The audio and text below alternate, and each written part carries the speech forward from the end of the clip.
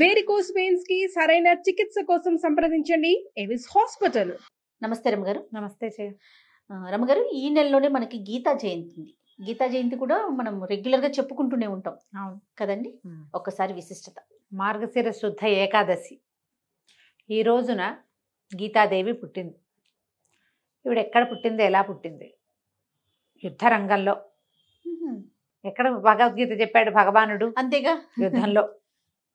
యుద్ధంలోనే ఇరుపక్షాలు చెరుపక్కన మోహరించి ఉండగా యుద్ధానికి సన్నద్ధమైన వాడైనప్పటికీ అర్జునుడు కింకర్తవ్యత విమూఢుడై ఏం చెయ్యాలో తెలియక వీళ్ళందరినీ, అందరూ తాతలు, నాన్నలు, బావలు, తమ్ముళ్ళు, అన్నయ్యలు, బంధువులు, హితైషులు, గురువులు, ఉపాధ్యాయులు, గురుపుత్రులు, ఇంతమంది సమూహాన్ని నేను చంపలేను, వీళ్ళని చంపకూడదు, సొంత వాళ్ళందరినీ చంపుకుని నేను ఏం సాధిస్తాను, వీళ్ళందరినీ చంపేశాక ఇంకెవరుంటాం అని ఇలా దుఃఖంలో మునిగి నేను యుద్ధం చేయలేను అని అస్త్ర సన్యాసనం చేయడానికి సిద్ధపడినప్పుడు భగవంతుడు అతనికి బోధించాడు.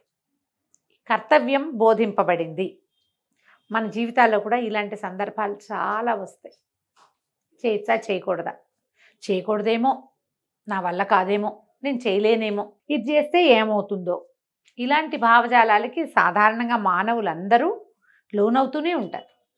అర్జునుడు సామాన్య మానవుడు కాదు, నరనారాయణలో నరుడు, ఇంద్రుని అంశతోటి జన్మించినవాడు, వరప్రభావంతో పుట్టాడు, పరమేశ్వరుని జయించి ఆయన నుంచి పాశుపతాన్ని పొందాడు.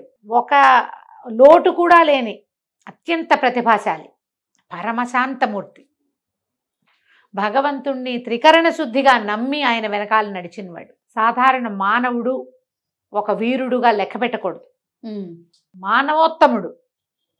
అలాంటి వాడికి భగవంతుడు బోధించిందే భగవద్గీత. గీతాసారం అంతా తెలుసుకోగలిగితే, చదవగలిగితే, ఒక్క ముక్క అయినా మనం అర్థం చేసుకోగలిగితే, ఒక్క చుక్క గంగాజలమైనా చాలన్నట్టుగా మన జీవితం వెళ్ళిపోతుంది. దాంతో ఎన్నో విషయాలు చర్చించబడ్డాయి భగవద్గీతలో. కేవలము కర్మల మీదే మానవులకు అధికారం ఉంది, దాని ఫలితం మీద ఏ అధికారము లేదు. దాని మీద ఆలోచించకూడదు. నువ్వేం చేయాలో చేసేయాలి, అంతే. నువ్వు ఇప్పుడు యుద్ధరంగంలోనో యుద్ధం చేయి, నువ్వు ఎక్కడ ఉంటే ఏం చేయాల్సిన పని ఉందో నీ ఎదురుగుండా అది చేయాలి అని ఖచ్చితంగా చెప్పాడు భగవంతుడు. దాంతోపాటుగా ధర్మానికి గ్లాని ఎప్పుడు జరుగుతుందో అప్పుడు నేను పుడతాను, నన్ను నేను సృజించుకుంటాను. యదా యదా హి ధర్మస్య గ్లానిర్భవతి భారత అభ్యుత్థానమధర్మస్య తదాత్మానం సృజామ్యహం. అధర్మం తాలూకు దీనిని చెడగొట్టడానికి, తగ్గించటానికి నన్ను నేను సృజించుకుంటాను. భగవంతుడు అక్కడ వస్తాడు. ఈ భగవంతుడు అక్కడ వస్తాడన్న గీతావాక్యం ప్రకారం కృష్ణుడుగాను రాముడుగాను జన్మించటమే కాకుండా ఆ సమయానికి దేవుడు పంపినట్టుగా ఎవడైనా రావడం కూడా జరుగుతుంది. కలియుగం కదా ఇది. కలియుగ చివరి భాగంలో కల్కి అవతారంలో భగవంతుడు వస్తాడని మనం నమ్ముతాం, ఒక ఆర్షవాక్యాన్ని. జన్మిస్తాడు, ఆయన 10వ అవతారం కల్కి అవతారమే అని. దానికి అది వచ్చే లోపల ఎప్పుడూ అధర్మాలు ప్రబలుతూనే ఉంటాయి కదా. ఎప్పటికప్పుడు ఎక్కడో చోట ఏదో ఒకటి జరుగుతుంది. భగవంతుడు చేయవలసిన క్రియలు మానవులే చేస్తుండటాన్ని మనమే మన నిత్య జీవితంలో చూస్తాం. ఎవడో మనలాంటి వాడే పడిపోయిన వాడిని తీసుకెళ్ళి హాస్పిటల్లో చేర్పిస్తాడు. వాడు బతికేందుకు సాధనం అవుతాడు. భగవంతుడు ఆ రూపంలో వచ్చాడని నమ్మాలి మనం. అత్యంత ప్రమాదంలో ఉన్నటువంటి ఓ కంపెనీని ఓ నలుగురు కలిసి ఆలోచించుకుని ఒకడు కలిసి ముందుకు తీసుకెళ్ళి 100,000 మంది భోజన సౌకర్యాన్ని చెడగొట్టకుండా, వాళ్ళ ఆహారాన్ని పాడు చేయకుండా, వాళ్ళు బతకటానికో తినడానికో అవకాశం కల్పిస్తాడు ఒకే ఒక్కడు, భగవదంశ. అంతే. ఇదివరకటి కాలంలో నా విష్ణు పృథ్వీపతి అని చెప్పేవారు. ప్రతి రాజు భగవదంశే. విష్ణువు యొక్క అంశాస్వరూపం ఉన్నవాడే రాజు అవుతాడని నమ్మేవాడు. కలియుగంలో కూడా ఉన్నారు కదా, మన ముందు కూడా రాజులు ఉన్నారు కదా. విష్ణువంశ ఉన్నవాడే రాజు అవుతాడు. ఇప్పుడు విష్ణువంశ ఉన్నవాడే అధికారి అవుతున్నాడు. వాడు విష్ణువంశతోటి తనని తాను విష్ణువుగా భావించి విష్ణువు చేసినటువంటి క్రియలే చేసిన వాళ్ళు ఉంటారు. అది కలకాలం ప్రజల మనసులో భగవదంశతోటి. లేదు భగవదంశతోటి ఉండి అందులో ఏంటి దానవాంశం చేర్చుకున్నాడు అనుకో, బాగా తినేద్దాం. భూభకాసురులు ఉన్నారు కదా, భూభకాసురులని రాస్తుంటారు పేపర్లలో. అవును. అవతల వాడికి చేయవలసిన సహాయానికి కూడా, సహజంగా తన అధికారంతో చేయవలసిన సహజమైన క్రియకి కూడా వెలకట్టి పుచ్చుకునేవాడు భగవంతుడి చేతిలో ఎప్పుడో ఒకప్పుడు నలిగిపోతాడు. మనం ఇప్పుడు అధికారులను కూడా ఆ రకంగానే మనం నమ్మేవాళ్ళం ఇది వరకు. ఇప్పుడు ఏమైంది, ఈ అధికారులు కూడా దానవాంశలు చేరినాయి. వీళ్ళందరికీ భగవద్గీత పాఠం చెప్తూ ఉండాలి. భారతదేశంలో అత్యుత్తమ గ్రంథాలలో మొట్టమొదటిది భగవద్గీత. దాని మీద చేయబెట్టే ప్రమాణం చేస్తాం. నీకు నమ్మకం లేని దాని మీద ఎట్లా ప్రమాణం చేస్తావు? చెయ్యం కదా. నమ్మటానికి అదేదో విషయం కాదు, నీ జీవితం. ఆ జీవితాన్ని గురించి మనం తెలుసుకోవాలి కదా. తప్పకుండా. మన జీవితం ఇప్పుడు మన రకం, మన అమ్మ ఎవరో నాన్న ఎవరో తెలుసు. పోనీ అమ్మ నాన్న తెలియదు, ఎక్కడో రోడ్డు మీద దొరికాం. వాళ్ళైనా ఒక ప్లేస్లో పెంచుతారుగా, ఎక్కడో చోట పెంచబడతాడు కదా. భారతదేశం ఒక దేశంలో ఉంటావు కదా, అదే మన అమ్మ నాన్న అవుతుందిగా. అమ్మా నాన్నని తెలుసుకున్నంత సహజంగా భగవద్గీతను గురించి తెలుసుకోవాలి. గీతా జయంతి అనగానే ఓ భగవద్గీత పుస్తకం బాల్మర్లోంచి దుమ్ము దులిపి తీసి, కోసె పూజ చక్కగా పసుపు రాసి బొట్టు పెట్టి 4 పువ్వులు వేసి పూజ చేసి, దీపారాధన చేసి, అగరత్తులు చూపించి, 2 అరటిపళ్ళు నివేదన చేసి, హారతి తెచ్చి, భగవద్గీత మా ఇంట్లో ఉందండి అంటే కాదు. భగవద్గీత పుస్తకంలో కాదు, మస్తకంలో ఉండాలి. ఏదో ఒక్క శ్లోకమైనా చదువుకోండి. రోజుకొక శ్లోకము, రోజుకొక అధ్యాయము లాంటివి చదివినా కూడా మన జీవితాన్ని మనం క్షుణ్ణంగా తెలుసుకున్నట్టే. జీవిత పాఠాలు కావాలంటే భగవద్గీతలో ఇంచే రావాలి. భగవద్గీత అంతా కూడా అలా సారాంశంగా కనపడదు మనకి. నువ్వేం చేయాలో అది చేయటమే కాకుండా భగవంతుడు తను ఎక్కడెక్కడ ఉంటాడో చెప్పాడు, తను ఎలా యాక్ట్ చేస్తాడో చెప్పాడు, ఏం చెయ్యాలో చెప్పాడు, తను ఎప్పుడు వస్తాడో చెప్పాడు. మరి ఇవన్నీ తెలుసుకోవాలంటే భగవద్గీత చదవాల్సిందే కదా. ఖచ్చితంగా. మన ఇంట్లో అల్మార్లో కనుక భగవద్గీత పుస్తకం ఉంటే ఈ రోజున పూజ చేసుకుని ఈ రోజు నుంచి మొదలు పెట్టండి. శ్లోకము తాత్పర్యము చదువుకుంటే సరిపోతుంది. శ్లోకాలు మనకి ఎక్కవు, మనకు రావు. తెలుగు వస్తుంది కదా, పోనీ తెలుగు కూడా రాదు, ఇంగ్లీష్ వస్తుందిగా, ఇంగ్లీష్లో చేసిన ట్రాన్స్లేషన్ అయినా చదవండి. ఓకే, అదైనా చదువుకోవచ్చు కదా. గీతా ప్రెస్ వాళ్ళ పుస్తకాలు దొరుకుతాయి. ఇంత పాకెట్ భగవద్గీత ఉంది, ఇంత పెద్ద భగవద్గీత ఉంటుంది, బోలెడని ఉన్నాయి. ఏదో ఒక భగవద్గీత ఇప్పటిదాకా మీ ఇంట్లో లేకపోతే కొని తెచ్చి పెట్టుకోండి.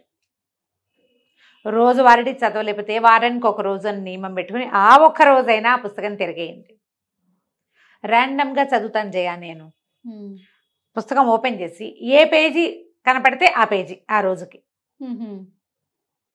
పెద్ద పుస్తకం గీతా మకరందం ఉంది నా దగ్గర.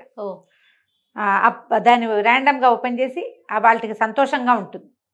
నేను ఒక్కొక్కసారి నాకు కావాల్సిన సమాధానం లభించిన రోజులు కూడా ఉన్నాయి. అందరికీ అలాగే లభిస్తుందని నేను ఎంకరేజ్ చేయటం లేదు, కానీ మీకు అనిపిస్తుంది, నాకు అనిపిస్తుంది. ర్యాండమ్గా కూడా చదవచ్చు. ఏదో ఒక అధ్యాయం తీసి పెట్టుకోండి, 9వ అధ్యాయం, 18వ అధ్యాయం, 16వ అధ్యాయం, ఏదో ఒకటి పెట్టుకోండి. ఏదైతే అది చదవాలి.